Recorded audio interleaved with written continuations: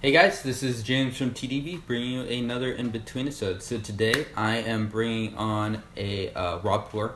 It is from 2006. It is from the Fengqing area. The recipe is 7811. So big thank you to Bev. She has a blog that has has just returned, hopefully here to stay, and she's actually a local drinker here in Seattle. So I had the pleasure of having tea with her a couple weeks ago, and so she generously gave me a few samples to take home. So she actually bought this tea semi-locally in Best Tea House, which is a Hong Kong tea house, very famous place. But they actually have a branch up in Vancouver, Canada, which is just a short 2.5-3 hour drive away. So I actually have never been to that store, but I've heard things about it from Bev and from a few other people. Sounds like a great place to have tea. This tea is from them. It's the Fengqing cake, and it's from 2006. I believe Bev bought this 5 or 6 years ago and has been storing it sort of in a humidor where she sort of individually seals the cakes, which should help to sort of retain the inherent fragrance of them. I have tried this once and I was actually very impressed with it, so here is the second try. I'm gonna take a quick smell of these leaves. So they have an extremely green smell to them, and I'd imagine that the fragrance would have been even greener and more intense right when the cake was created. So really green, really pungent, really nutty nose to it. So I'd say that Bev Storage has definitely been successful at sort of like keeping that aroma intact. The tea, I'm curious how it would have smelled 7 or 8 years ago, but I'd imagine it would have just been even more fresh, more intense. You can even smell the freshness of these leaves, even though they're 10 or 11 years old. So that speaks to how to the storage as well as the material. Here's steep number 2, guys.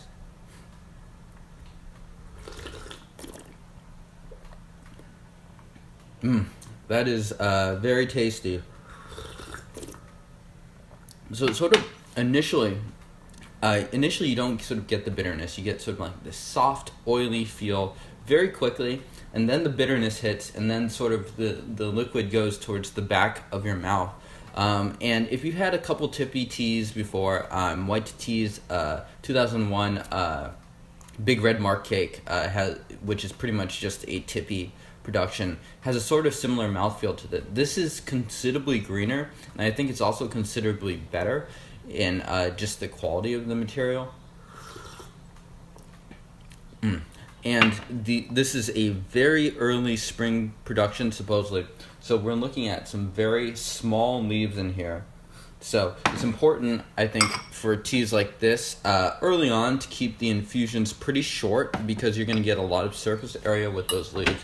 So you want to just sort of keep that tea, you want to prevent that tea from getting too strong and too bitter. So as you can see, I'm pretty much just giving these guys a flash steep, being able to pour the kettle with your left and then the device with your right speeds things up slightly too. So you can see a little bit of the age in there. This is not quite just like your sort of really pale or bright yellow feel to it. It has sort of a orangey yellow color on it. I'll also note that from the last one there was some bitterness, but the Huigan is extremely fast, and it's sort of so the feelings that it leaves on your mouth are predominantly sweet feelings. It feels very spring-like to me. I'm having this on a May day, not on May Day, but on a May day of the week that it is fairly warm out for most of this week. Cheers, guys.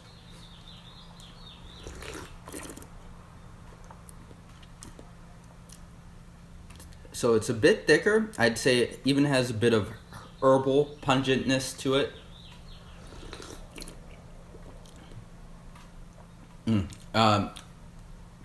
Pretty oily, quite smooth initially. It's definitely pretty green, so you have to prepare yourself for a fairly strong brew if you are having this tea. Bitterness is stronger. I'd say I'd get some of that vegetalness, some nuttiness to it. This tea is from Fengqing, and part of the reason that it surprised me so much is that I've never really been a fan of most of the teas that I've had from this area or this factory. This is supposedly from the Fengqing factory. And one thing that in researching this tea, I came across was a Pu'erh FR article, FR for France. So it's a French website that also has some of their articles translated into English, worth recommending for sure for people that are interested in Pu'erh. And they interview Vesper Chan, who is the Best Tea House owner, and he talks a little bit about buying this production, and he mentions specifically how he had ordered a bunch of it, and he had received the first shipment, which was great and exactly what he wanted. And the second shipment actually turned out to be the second batch of the tea, and he found it to be considerably lower quality than the initial one. And so I think it sort of emphasizes for these spring buds or these spring tips cakes that the harvest and the time of the harvest is extremely important. So the batch and things like that, sometimes they're important, other times they're not as important for the sheer quality of the tea. But this tea is nothing like other Fengqing or nothing like other Fengqing spring tips cakes that I've had in the past. And I've had a few, and I would just say that this is much, much, much better. I believe this still is available on Best Tea House. It sells for, it's in Canadian currency, so you'd have to convert it, but I think it's a little bit less than $200. So it's definitely not a cheap cake, but I do think it is a pretty darn high quality tip production. Yeah.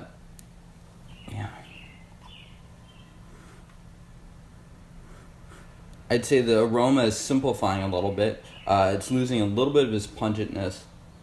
Getting a lot of floral notes just off of that right now.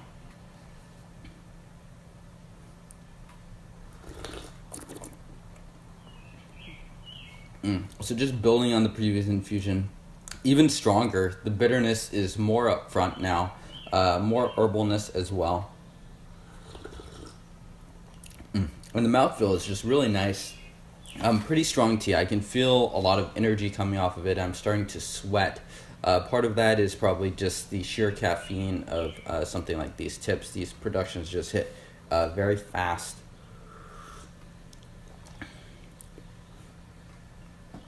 So a lot of nuttiness also just sort of lingering.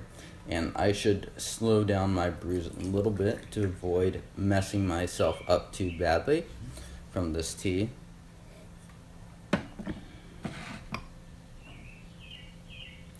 Say there's a light smokiness to this tea too. Nothing too strong or off-putting.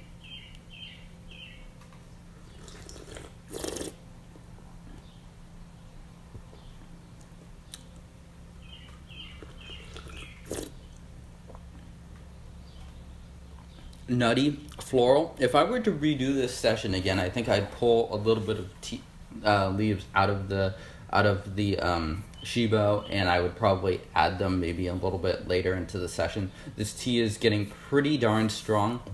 It's very engaging in just the different flavors that are coming in and out, but it's pretty pungent right now. I would say I enjoyed the second and third infusion a bit more than this. This is a little bit too bitter for me, but I still do, you can still definitely taste the quality in the tea.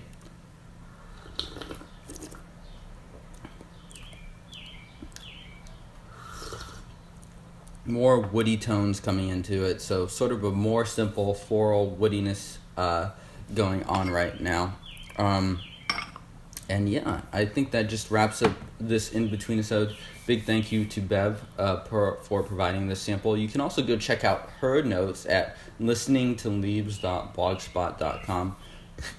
Go check out her older posts. She has a couple that are newer in 2017, since she sort of came back to blogging. So check those out as well. I think she has some notes on how this tea has evolved, so you could go ahead and check out her tasting notes from when she first had this tea and a bit later on. This tea is really getting me to sweat right now. So yeah, it's strong stuff. And if you are in Vancouver or if you are stopping through, definitely go check out Best Tea House. Check out this tea. Ask to try it in the shop.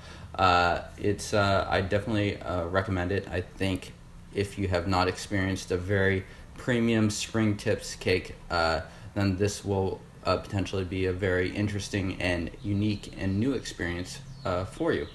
So thank you guys for tuning in, and I will see you guys next time. Cheers.